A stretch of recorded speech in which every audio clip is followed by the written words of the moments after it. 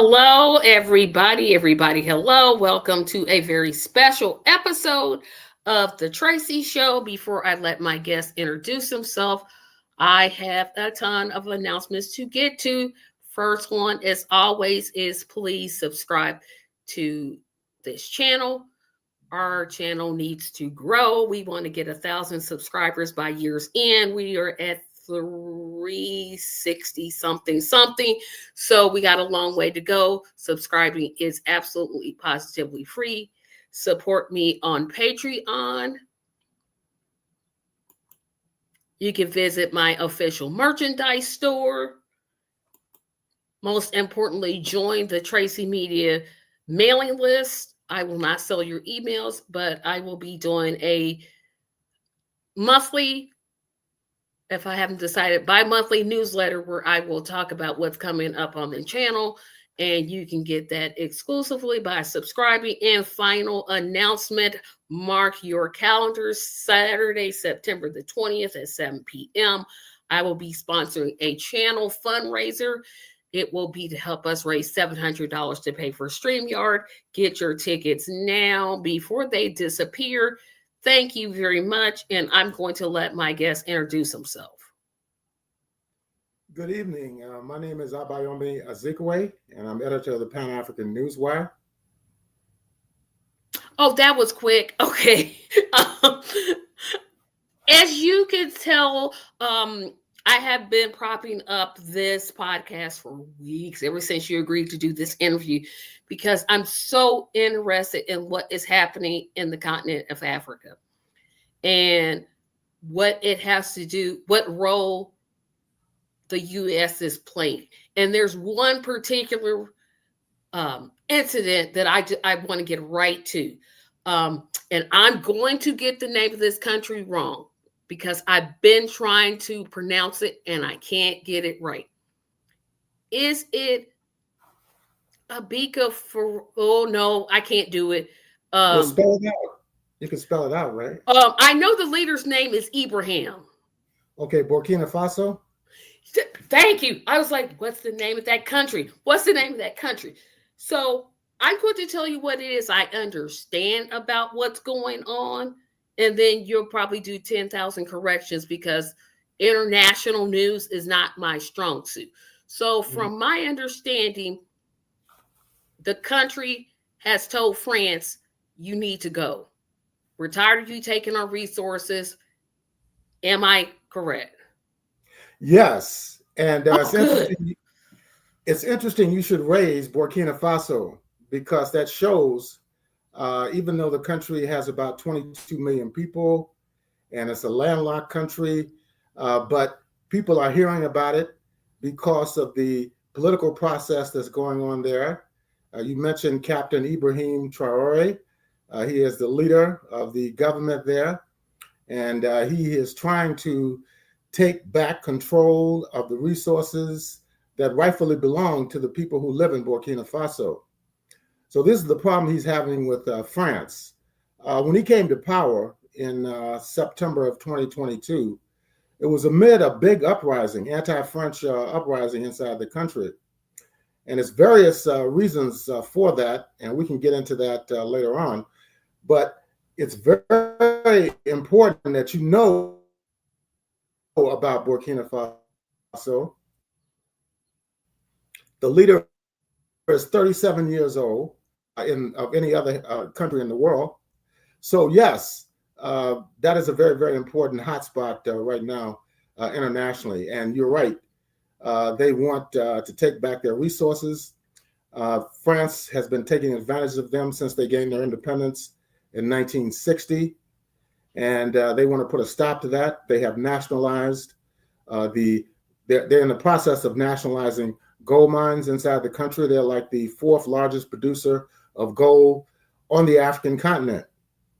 So the potential is enormous in regard to development and resources if it's channeled back to the people who live in that country. Now, I can imagine France, because I rank my colonizers. So I just I got them rank. Yes. France is third, Britain is second, and of course, United States we just outdid everybody. So that's my kind of ranking. I'm just going to assume they're not happy about this. What has been their reaction? No, it's been extremely negative. And in the U.S. military, they have a special command called the U.S. Africa Command, AFRICOM for short. And they've been in existence now for 17 years, since February of 2008. Their duty is to monitor everything that goes on the African continent because it is important to U.S. strategic interests. So AFRICOM has had successive commanders. The person who is the leader now is a man named Michael Langley. Also accused him of corruption. He was using the resources from the gold industry to beef up his own internal security. But this is totally false. And moreover, Burkina Faso is a sovereign country.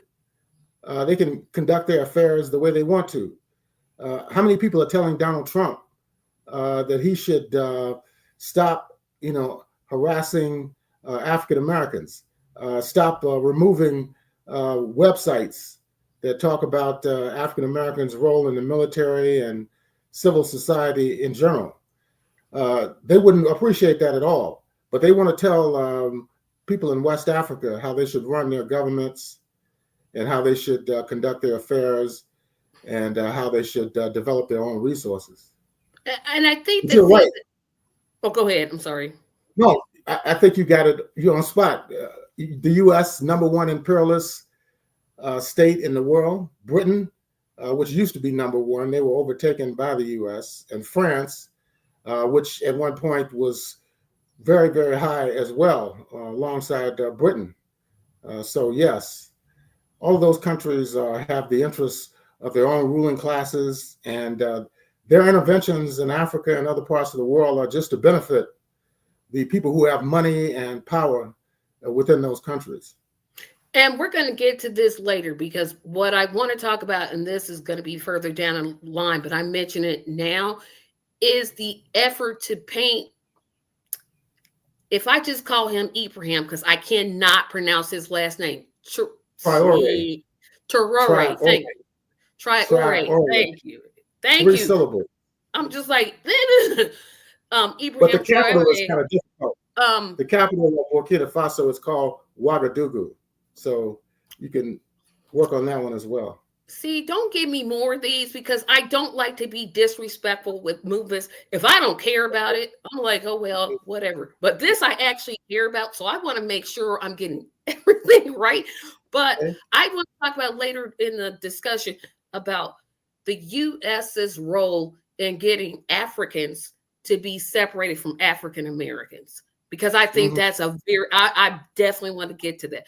But first, I want to take a roll backwards and talk about, how they were trying to paint the leader of that country as, I say, as a terrorist. He's using the resources to his own benefit. And the first thought that comes to my mind is, that's kind of like the kettle calling the pot black, because we have a president that just got gifted an airplane by a country. And apparently nobody has a problem with this. And it's a monarchy.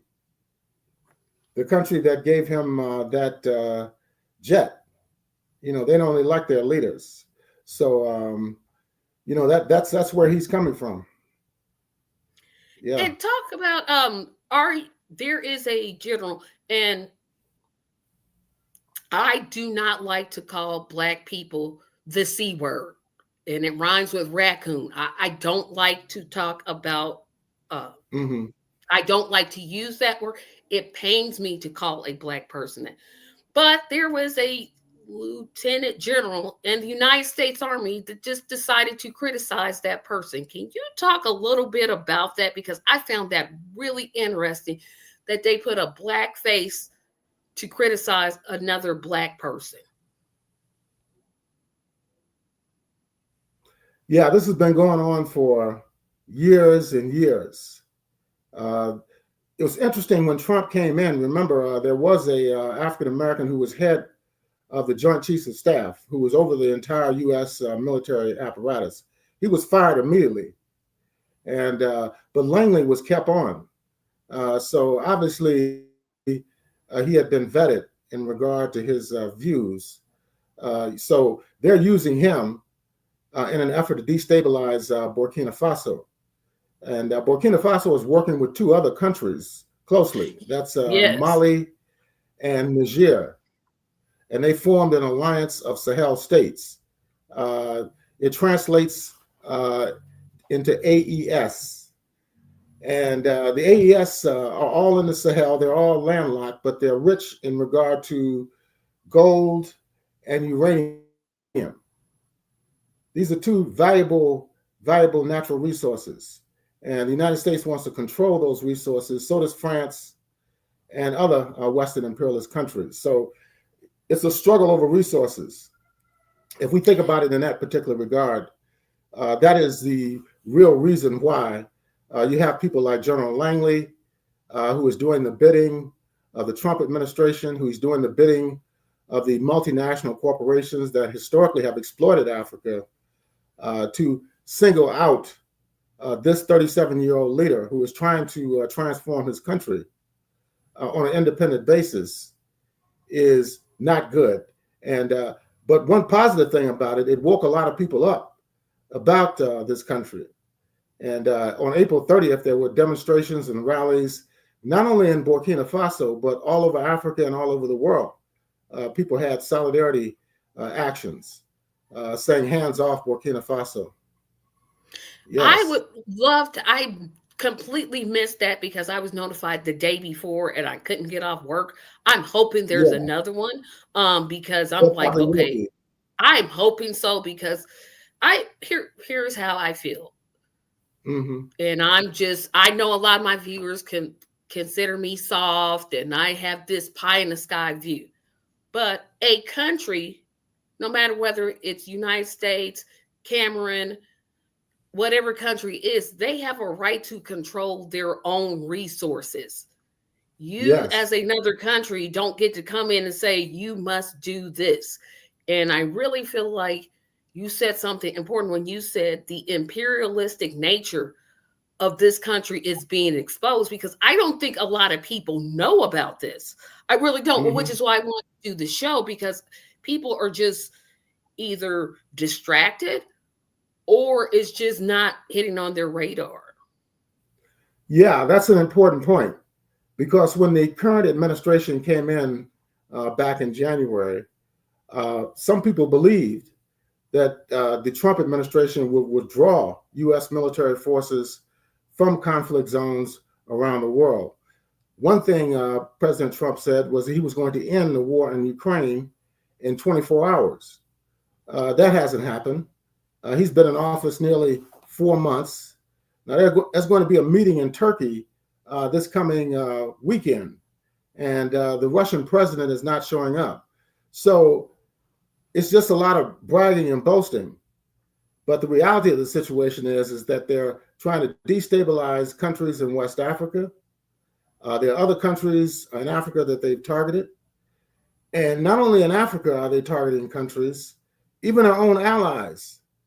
Canada, for example, they've targeted, saying they want to take over the entire country. Panama, they want to recolonize that country. Greenland, they want to colonize Greenland as well to take their critical minerals. So it's still a war mentality. It's still a imperialist and militarist approach to foreign policy. So nothing's really changed on an international level. Domestically, what we've seen, of course, is the attacks on federal employees, attacks on migrants, uh, trying to erase African American, women's, Latin American, Asian American histories from the American discourse. So it's a domestic and an international approach. But as I said earlier, this fulfills the promise of imperialism in terms of attempting to take control of all resources throughout the world, all land throughout the world, and attacking this small country. This 37-year-old leader has exposed them, and it's also made people very much acquainted with Burkina Faso. And there was supposedly Trump had made, because I refuse to call him president. I will not.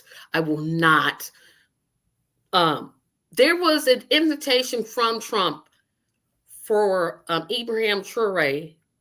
I hope I got that right. To visit the White House, and it was turned down. Mm-hmm. Do you think that the pettiness of Trump is why he's coming at him so hard? Because he seems to be like, when he got mentioned that name, his whole face changed. I'm like, oh yeah. Well, they don't want. They do not want African people to take control of their own resources.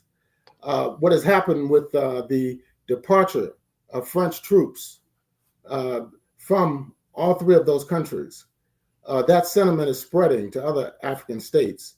In Ivory Coast, in Chad, in Senegal. They've also said they want the French troops to leave.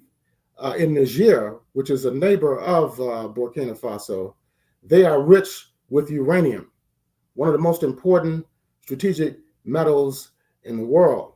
They use it to power machines in the medical industry. They use it for weaponry and also for energy, powered energy. So they're in a very powerful position. Now, what they've done, the U.S. had a drone station in Niger where they were supposed to be monitoring for terrorists, these terrorist groups that have been attacking Niger, Burkina Faso, and Mali. But it turned out that that really wasn't what they were doing. So they had to dismantle that drone station, and they have to withdraw U.S. troops from Niger as well. So this is why they're angry, because they don't want this to happen all over the continent. If they tell the U.S. to get out, if they tell France to get out, and at the same time they're making stronger relationships with China and Russia, Iran, Turkey, and other countries. Yeah, and that's where I wanted to ask about further movement in the continent, right? Yeah. So we have those three countries that you named, but unless I'm missing something, because again, international news, that's not my strong suit, but I'm trying to learn more. Are those the only three countries that are fighting against the imperialistic system, or there are others? I know there's others, but I haven't heard about them. Yeah, they are. And all over, whether the governments are progressive or reactionary, you have forces in those countries that are fighting against exploitation and oppression, and they can rise up at any time. You have governments that are progressive, for example, the government in South Africa, in Zimbabwe. Now, they have been under attack for years. They expelled the ambassador, South African ambassador to the United States. Trump administration expelled him, saying that he was promoting racism, and he was saying negative things about the Trump administration and so forth. So they still have not reappointed another ambassador to the United States. I have to ask a dumb question. So you're saying Nitwit, I can't call him President Nitwit because that's me calling him president, is saying to remove that ambassador because he's making racist comments. Which is not true. He's making statements. I know it's not true, but I'm thinking, wait a minute, those countries are African countries, so they more or less look like me than you. Is he saying that against the Afrikaans, which I understand is white people that live in those countries, or is he just saying racist comments in general? Yeah, well, he was criticizing the Trump administration's foreign policy and domestic policy, saying it's very similar to the old racist apartheid system that existed in South Africa and other countries, particularly in Southern Africa. So yes, they hate them. Even the previous administration had accused the South African government of selling weapons to the Russians after the war started with Ukraine. And that turned out not to be true either. So what's happening in a lot of these countries, like the BRICS countries, for example, that's Brazil, Russia, India, China, South Africa, plus. And the plus countries they've added are Egypt, Ethiopia. Other countries are coming on board with the BRICS Plus Summit. They've set up a new development bank, which is designed to work around the International Monetary Fund and the World Bank, which have been oppressive financial institutions against African development for decades.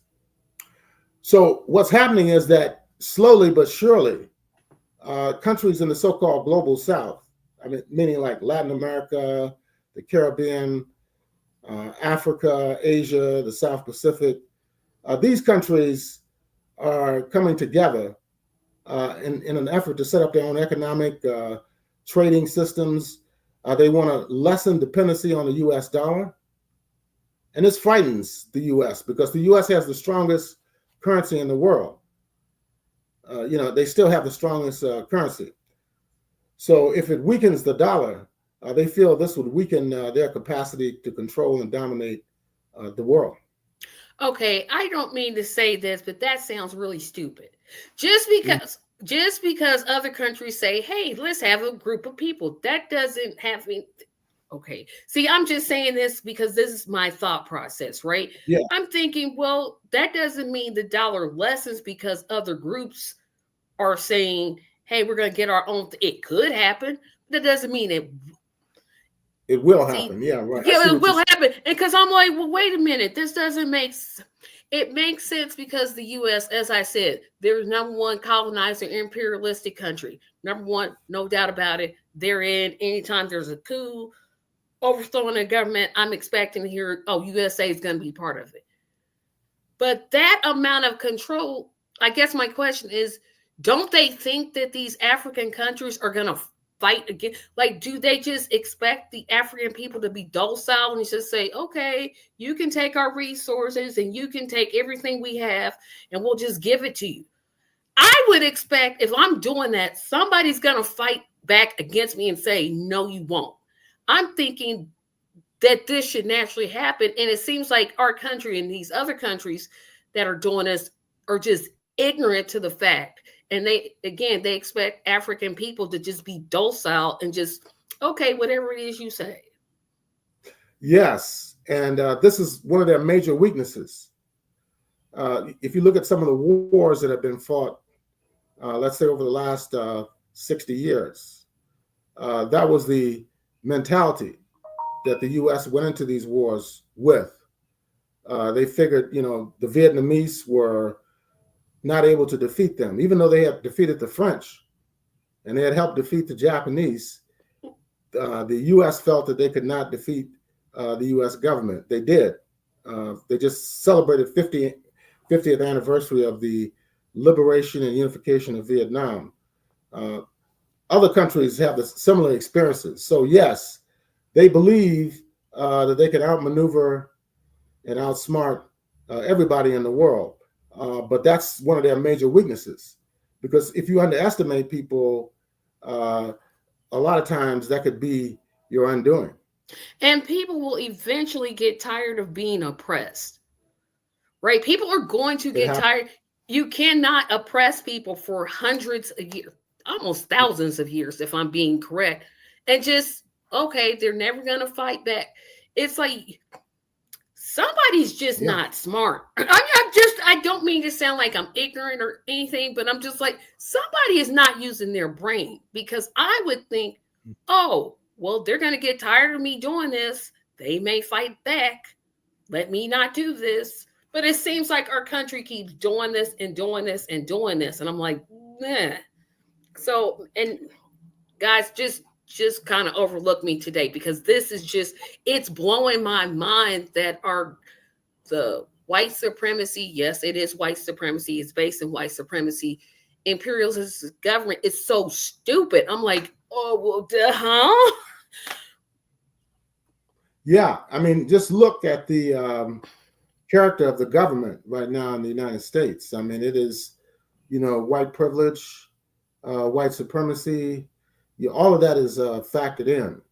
And that's why they want to erase the history of our ancestors, uh, who, if it wasn't for their labor, this country would not be anywhere near where it is today on the world scene. So that's why they want to cover up the crimes that have been committed, against our people for centuries. And they want to also cover up what is being done today, with the prisons and with the exploitation, the role of the police, all of that. Once they want to cover all that up and pretend it does not exist. And we can clearly see that it is. I want to get to some comments and encourage people to put their questions in the comment section. Nelson, hello, cousin Nelson. The biggest hypocrisy is how Trump is allowing to lift refugees freeze for this is what I was going to ask you for the white South Africans only, claiming that there is genocide happening against them. I have to ask about this. Not only is Trump a nitwit, he actually had, they had this ceremony, which I can't show you because YouTube will take my video down. But they had this little ceremony of, and I never know what to call white people that are African, because they don't call themselves Africans. They call themselves Afrikaans. Yeah, Afrikaners. They call their language Afrikaans. But initially they were called Boers, Boers. And their ancestors, a lot of them come from the Netherlands. Yeah, a lot of them do come from that part of Europe. And so this nitwit in chief, that's my name for him, nitwit in chief, has said they're experiencing racism and is talking about giving them asylum status. I can't even with this guy. I'm like, America. People from Haiti, people from Africa, from Mexico, all throughout South America, Asia, the Middle East are being rounded up and thrown out of the country.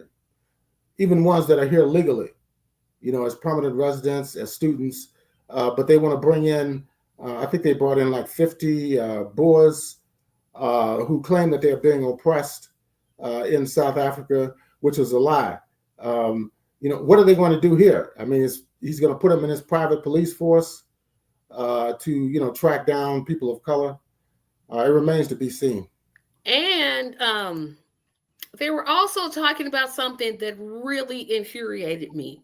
And I hope I don't go off on a rant because I have a guest tonight. I have promised myself I'm not going to do that, but I might have to break that promise. Elon Musk, the real president of the United States, has proposed, if I'm wrong, please correct me, reparations for those Boers in terms of giving them land. Could you please talk about that? I'm sorry I didn't hear you. No, they owe the African people there everything. I know that, but they stole the land. Absolutely, they stole the land from the labor. They exploited it. But now right. So they owe the African people. They absolutely do. But now Elon is talking about, oh no, they got the land stolen from them. So what we're going to do won't do it for the Africans that were brought here and have descendants. No reparations for somebody that looks like me. Can't do that. But what we can do, we don't even have a bill. We don't even. I'm sad I wasn't going to do this, but I'm right there anyway. We don't even have a bill. We can't even get Black Congress people to support reparations in this country. And they are Black just like I'm Black. Will not support it. Won't say, hey, I'm withholding my vote until you vote for reparations. But he is going to say that Afrikaans deserve reparations. It just blew my mind. I was so angry when I heard that.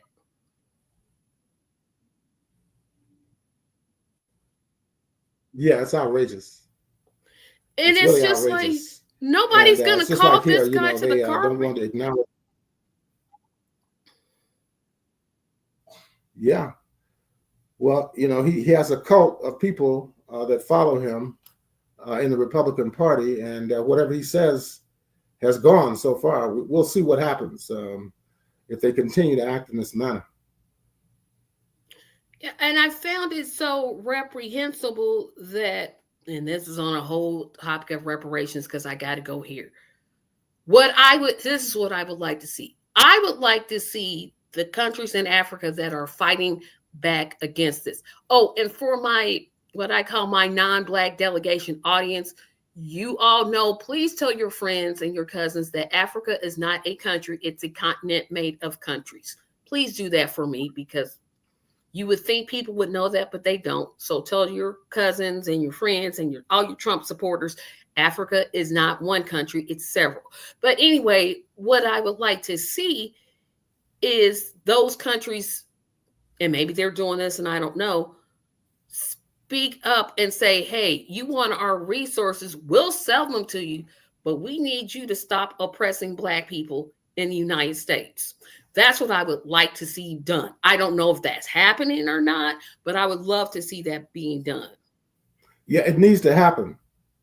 And there have been efforts, for example, on reparations. The last African Union summit, the African Union is all 55 member states of the continent. They have a headquarters in Ethiopia, in Addis Ababa. But at the last summit, they did put out a call for reparations for slavery and colonialism. But it needs to be done something that's actionable. And yeah, I think that would be a good avenue of exerting pressure on the United States. Yes, because they have all of these, and I didn't know that Africa has so many. I knew they had resources, but I didn't know they had so many resources.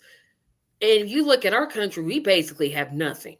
We have just nothing. So if one country or several countries hold that power and say, no, we're not going to sell to you until you do XYZ, they're going to have to do it because they want that resource. There's no gold alternative out there. There's no alternative to the resources that Africa has. They naturally have them. Yes. And I don't know if you heard the last few days, they were talking about going to the bottom of the sea to look for rare earth minerals. Who knows what environmental impact that will have, on the water.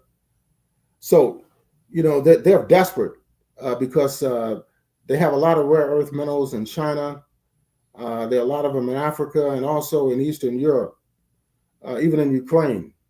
So if you look behind a lot of these wars that are going on, it has a lot to do with control of our resources. And yeah, and I would love, like I said, I want to see those countries hold back the resources. Yes. Because that's the only, it seems like money and control are the only thing that our country understands. They don't understand peace, which would make sense, but they don't seem to understand that. I do want to talk about this because I'm glad Nelson brought up this point. We have people like Clyburn who are sellouts and complicit to prevent reparations from coming to fruition. And I know this discussion is not about reparations per se, but the movement for reparations is growing. And this is one of the things when I talked about, African countries using their resources to say, hey, unless you give reparations to foundational Black Americans, it's a wash. Talk about the Congressional Black Caucus and how they've been active, or what I call inactive, on this whole situation that's happening in countries like Nigeria, etc. Yeah. In the past, you did have, Congress people who did speak out, for example, against apartheid in South Africa, tried to intervene in Ethiopia, when they had crises taking place there. But you see that hardly at all today among the Congressional Black Caucus members. So it needs. But the problem is that the way they've broken up districts in urban areas, in areas where African Americans are a majority, a lot of these representatives now, their constituencies, a lot of them are not majority Black. So this could have an impact as well on how they present issues they relate to. And also the Democratic Party is complicit in a lot of these things that are going on. For example, what's going on in Palestine, what's happening in Africa. You know, they've been involved just as much as the Republicans. So in order, I guess, in order to stay, I said, no, not the Democrat, not the Democrat. That is so sarcastic, yeah. Not the Democratic Party. They would never do that. Well, they have been involved, in wars. They have, of course, tried to destabilize countries and have destabilized countries in Africa and in other parts of the world as well. So that could be another reason why they don't speak out. The Congressional Black Caucus doesn't speak out against these issues. That NAPAC. But I'm trying not to go off of my rants today. What I wanted to get to, and I can't seem to phrase this in a question, so I'll make a statement and hopefully a question will come out of it. If you watch, mainstream media is barely reporting on this. I've learned about this issue through independent media. That's where I've gotten all my news from.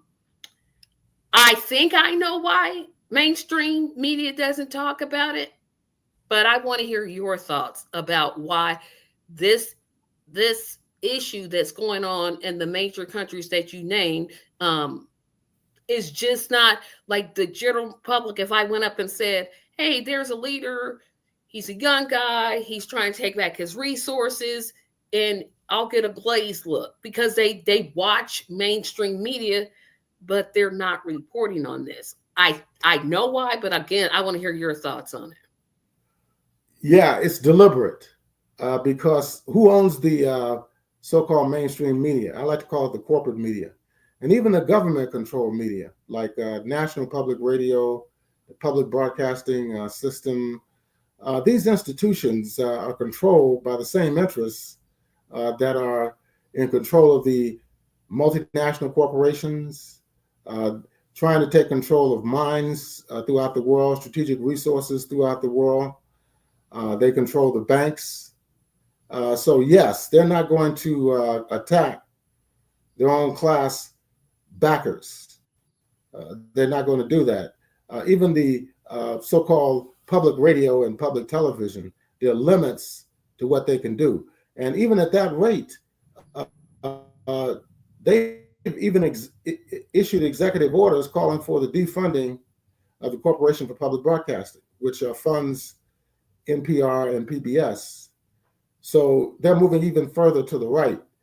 So yes, that's why they're not coming out and talking about these issues because it's not in the interest of the people who hire them, who pay their bills, and who tell them, in essence, what they can say and what they cannot say. Now, what is your explanation? Oh, you just said it. It's on purpose. It's intentional. That was a rhetorical question. It was a rhetorical question. Although what I will add is this. If the way media portrays Black people in general is disgusting to me. We're angry, we're violent, we oppress people, we do all these things. If they decided to show this and the positive impact that it has, it changes their narrative. Because now people start to see, oh, well, no, well, maybe I was wrong. Well, maybe all Black people aren't like that. That's what I really think it is. They want to present a narrative of Black people as aggressive, as violent, as uneducated. And here we have a very educated young man, he's way younger than me, that is saying, no, it's time for you to leave our country. And I think that plays a really big role in it. It does, particularly when you have a country that is the fourth largest repository of gold on the African continent. Yeah, definitely. You have Niger, which is right next door, which is the eighth largest producer of uranium in the world. So yes, they're very interested in what goes on in those countries, even though they act like they're not interested. You know, like Trump said, he didn't know anything about Congo. He didn't know what it was. He said he never heard, nobody had ever heard of the uh, country of Lesotho in Southern Africa, historic kingdom of Lesotho. He said no one had ever heard of it, you know, but at the same time, they're trying to undermine these same countries that they claim they don't know exist.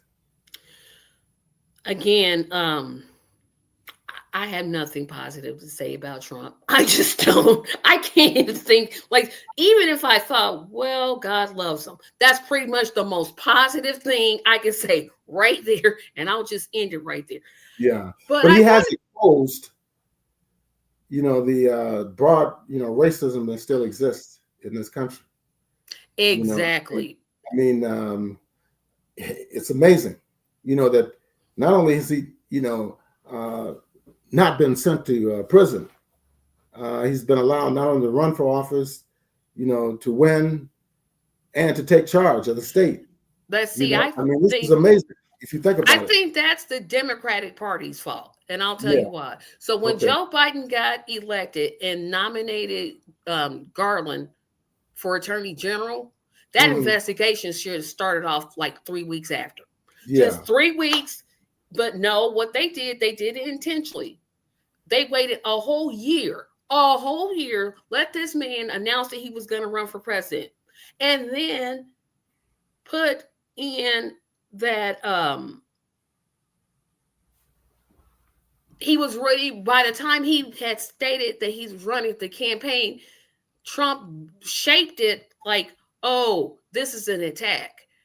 And that waiting period, it was intentional because they'd rather have somebody like Trump as president than someone like a Dr. Cornel West or Joe Stein or Claudia De La Cruz. They'll take Trump any day over those three choices, right? Yeah, I see your point. Yeah, that's my point. I'm like, you brought it on yourself, but then I realized, oh, this is intentional because they could have. He literally could have started that investigation weeks in. Yes. He's Attorney General. What you're going to do? Prevent him from doing the investigation?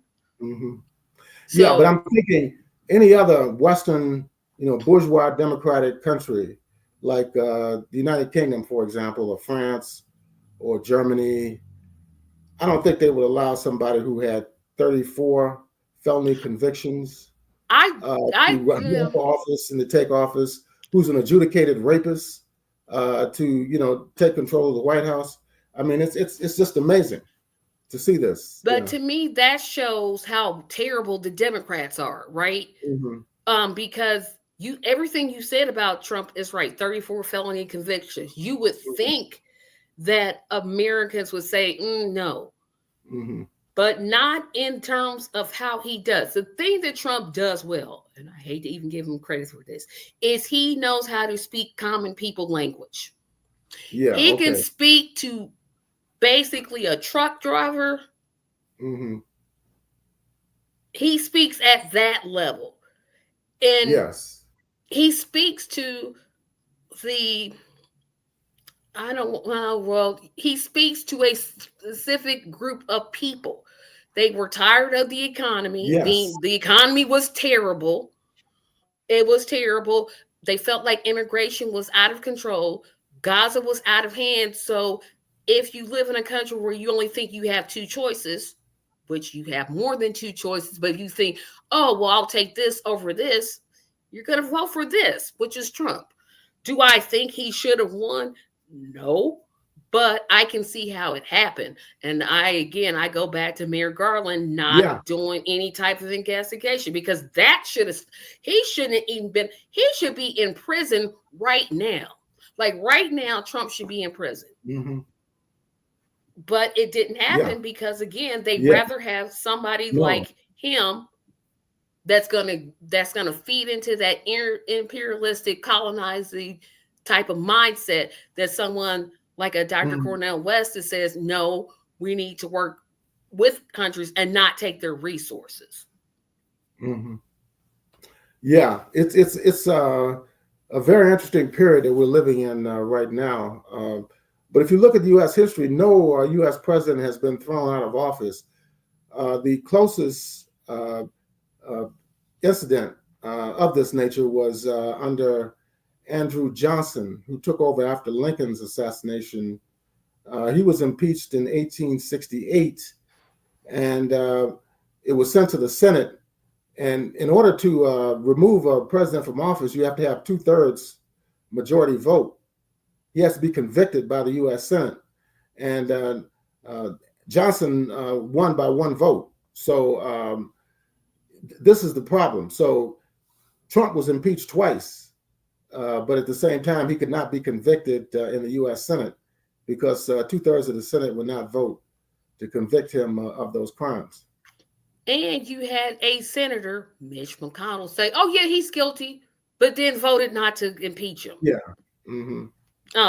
But yeah. That I want to talk about briefly the response, and I'm just gonna call him Ibrahim because we're familiar like that now, so I'll just call him by his first name. Ibrahim Traore. He's getting in the country because if I'm just watching mainstream media, even if they do cover it, it's like, oh, the people of Africa, they're so scared and they're terrified of him. He's a dictator and he's doing all these things.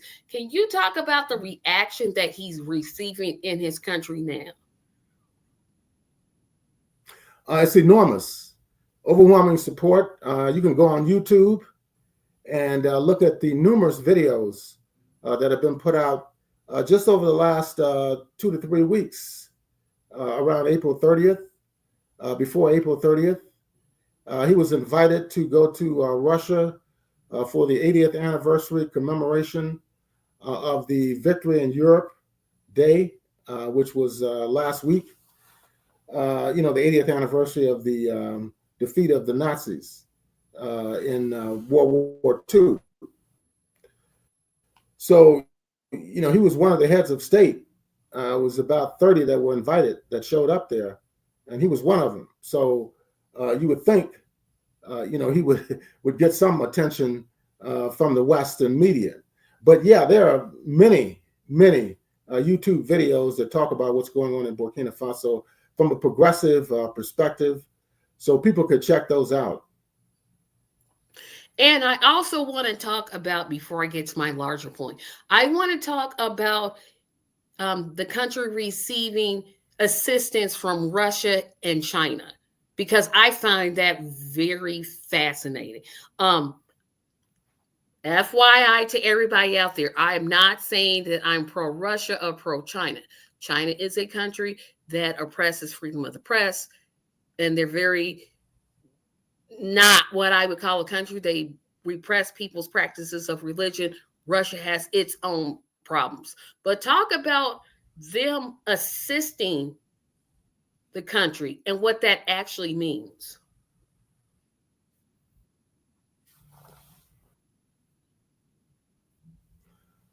On a tactical and strategic level, the relationship with the United States, Britain, France, and the other European countries, people are starting to reevaluate that. So they have to look around and to see who can they form partnerships with, even in terms of security, because AFRICOM and the French Foreign Legions, who have been in Africa for some time, were not helping in a positive and an effective way with the security of those countries in the Sahel. In fact, it's been charged that they, in fact, are funding these rebel groups to attack these governments in order to provide a rationale for these NATO countries remaining in Africa. But they have turned to Russia in terms of security, and China in regard to trade. because China is a huge trading partner with the African Union member states.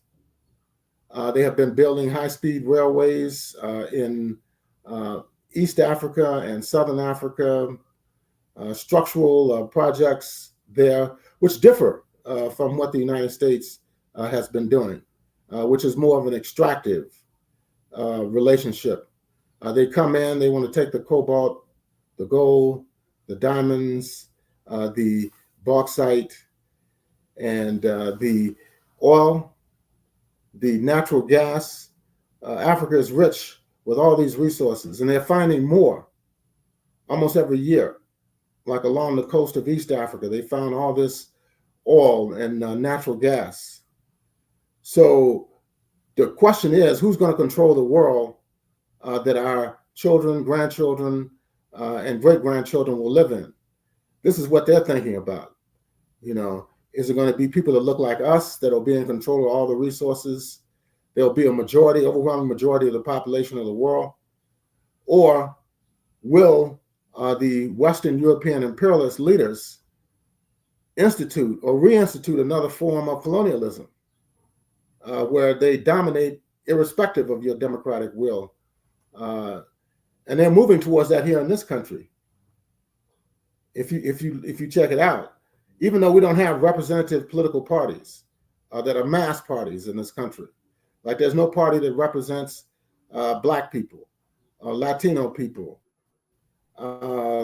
Generally represent them, working people. You see what I'm saying?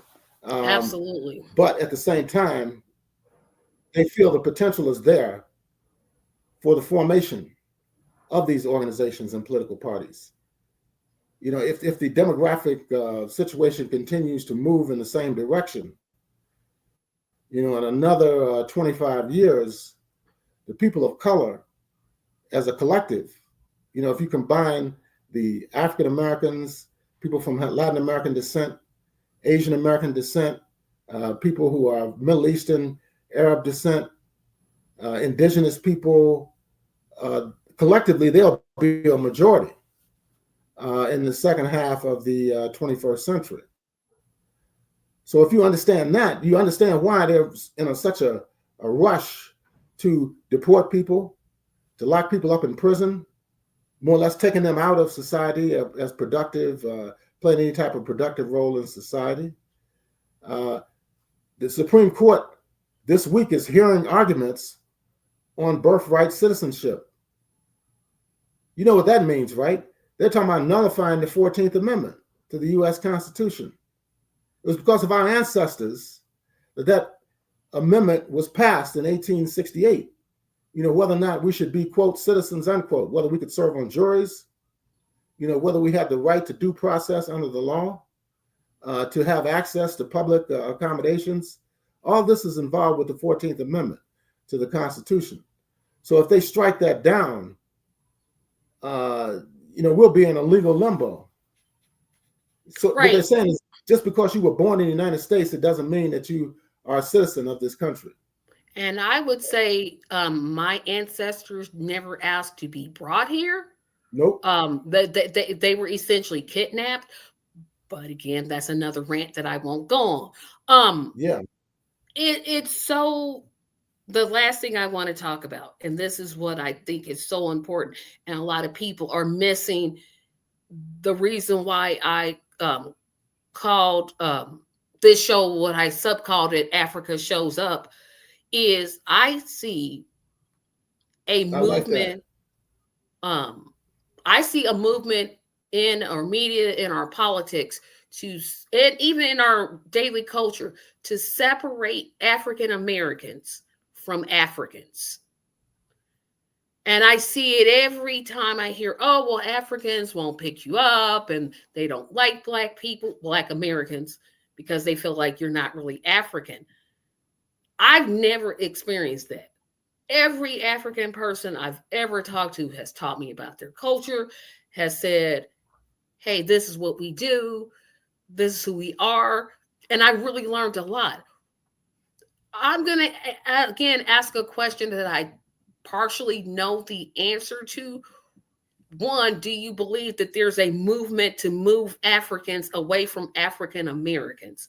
And then second, if you believe it, talk about the potential of if we truly came together, what could actually happen. Yes, I think this has been going on for centuries. When we were brought here in chains, we were told that we left nothing behind in Africa, which was a lie. And of course, we have preserved culture of Africa. We're talking about 5, 6, sometimes 7, 8 generations removed. We're still identifiable. Um, you know, Even through our own DNA, overwhelmingly, Black people in the United States, their median DNA level is, in terms of African representation, is well over 2/3. So, we can't deny, our African heritage. And now with the advances in science and also the digitization of documents, even US documents, a lot of this is becoming very clear in terms of the regions of the continent where we came from. It's coming clear in terms of the years that our ancestors were brought here. All of this is, becoming more and more clear, crystal clear. So I think it's just ignorance that has held us back, but it's an imposed ignorance that has held us back to feel as if we have nothing in common, with our sisters and brothers of African descent on the continent and in other parts of the world. We're talking about the Caribbean, South America, and Brazil. You have more people of African descent there than there are in the United States. So that's interesting. I mean, you have African population groups in Suriname, in Venezuela, in Guyana, in Peru, in Colombia, in Uruguay. So yes, all of this exists. And, now in Europe, you have growing populations of people of African descent. In Britain, in France, talking about millions of people. And that's why right-wing politics has taken on there too. A lot of it is against immigration. It's just these are just code words for racism. Exactly. Thank That's you all they so much are. for saying that. So That's the key right there. we have to, defend, and be in solidarity with our sisters and brothers from Haiti, for example, who were targeted during the elections. These are the people that, overthrew French colonialism and set up a Black republic in 1804, talking about over 200 years ago. And we have to, say, no, you can't target them for deportation. And then you bring in the people who stole the land from our ancestors in Southern Africa. It's just so outrageous. These lies that are being told, about the persecution of whites in South Africa. It's a complete lie. So it's a lot that's going on. And even though they're not talking about it in the mainstream media, there are many different news organizations where people can get this information. It's a lot of reading. I mentioned YouTube. There's a lot of good stuff that's being put up now. We need to check it out before it's taken down. Like last year, they took down this African Stream program. But there have been numerous programs that have popped up to take their place. Your program, for example, people need to share this. And like you were saying, get it out, to the masses of people. Because a lot of people are looking for alternative information now. That's another thing that frightens the status quo. Yep. When you get the truth, the Bible says, will set you free. And boy, there's a real effort to make sure we don't know the truth. I'm going to go to these last two comments and then end with another question. So China has been slowly expanding its influence onto the world who would have been used and abused by colonial countries. China is on its way to becoming the next financial supremacy. I say they're already there, but that's just me talking. And then Theus, thank you for checking in, Theus. Never trust your opponent to keep the score. America has always worked to keep us apart, divide and conquer. That's what I think it is. It's so easy. And this is where I'm challenging my Black audience. I'm challenging my Black audience to obviously share this video. Stop watching mainstream media. They will never talk about this in a positive way. We've already talked about how they frame Black people as violent and oppressive and et cetera, et cetera. Seek out the truth and support. If you hear of a local protest, one, let me know, because I would love to attend one in the Indianapolis, Indiana area. But go to them. Show that you're supporting the effort of Africans to free themselves, right? Because that's what it's all about. These people or my brothers and sisters in those countries want to control their own countries. And there's nothing wrong with that. They should control their own countries. It's their own countries.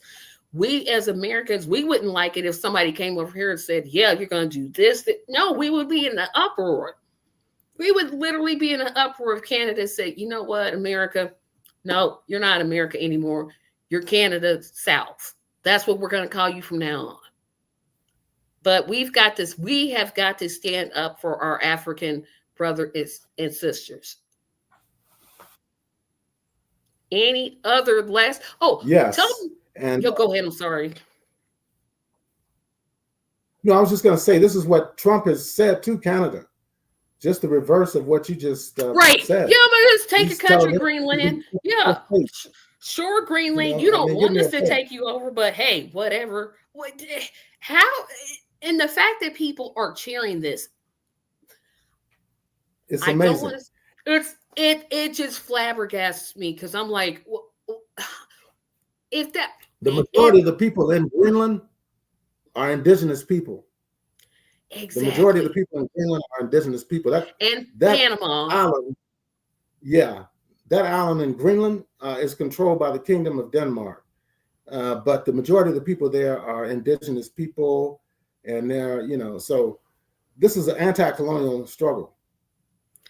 It flabbergasts my mind that this 34-time convicted felon gets as much support as he does. I can't even explain it anymore. I'm tired of trying to explain it. He dominates the media. Every day there's a press conference. There's some statement being delivered from the White House or somewhere. So, we're forced, So a lot of people don't even watch the news now. They don't want to see it. Exactly. But we definitely need to see the movement that's happening in Africa. Exactly. Exactly. So my final question to you is, where can people find out, how can they follow you and what you're doing and where you're writing, etc.? They can go to my blog. It's the Pan-African Newswire. And you can just log on at panafricannews.blogspot.com. That's panafricannews.blogspot.com. I'm also on social media, on Facebook, X, Instagram, and I also have a YouTube channel as well. So if you Google my name, you'll find other media outlets that publish my writings. So yeah, that's how you can find me.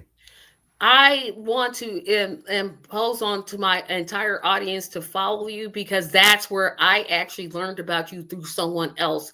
And once I went to the blog, I was like, okay, I've got to try. I've got to try to have one. At least if he says no, at least I can't say I didn't ask. And so, of course, I'm glad that you came.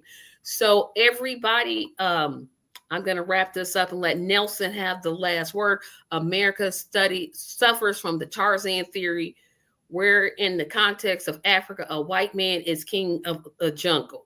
Isn't that it? But I want to remind you all, share this podcast. I learned a whole lot, and I have so much more that I need to learn, especially pronouncing people's names right and countries right. That's going to be on my agenda to do. But share this video, like this video. You can put comments in afterwards. And of course, I always say to all my guests who I enjoy immensely, if there's a time where you could come back, please do, because we've got a whole lot more that we could talk about. But because of time constraints, I don't want to keep you all day. But I am going to say that. And remember to subscribe, comment, like, share. And the last announcement that I will make, and it's right there, is of course my channel fundraiser. This is important if I keep my channel going. StreamYard has really went up on the amount that I have to pay, and I don't have it anymore. So I am doing a channel fundraiser September the 20th at 7 p.m. Eastern Standard Time.